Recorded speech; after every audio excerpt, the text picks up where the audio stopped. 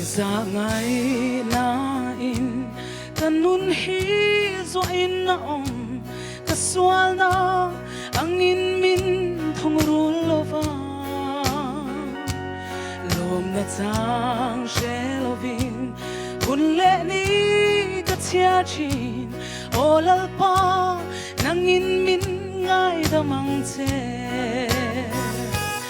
phật lệ trôi môi đã song song lal pa i tan ta la ka the na i tan to lo wa se le le pa na po ka phật ning thay lòng che nang phật lo thay che hian ka moi si lo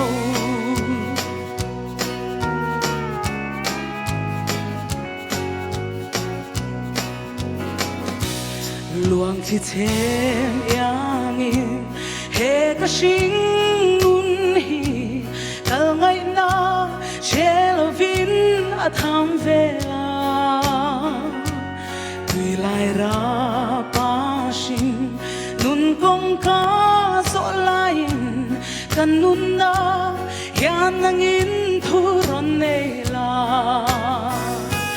phật lệ trôi môi đã song song lal pa i tan ta la ka the na i tan to lo wa se le le pa na po ka phật ning thay lom che nang phật lo thay che hian ka moi si lo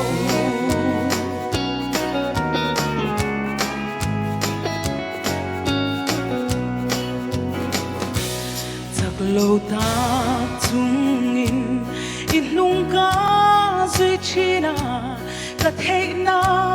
hiền thêm để luôn nên ka đi về thêm để mal min lâu son sa chi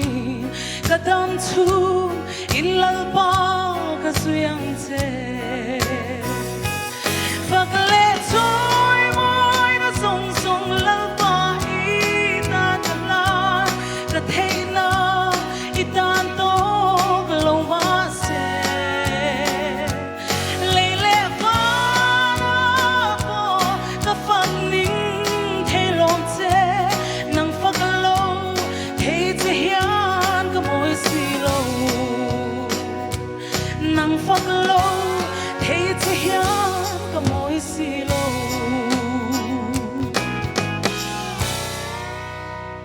pa cho phật om ro se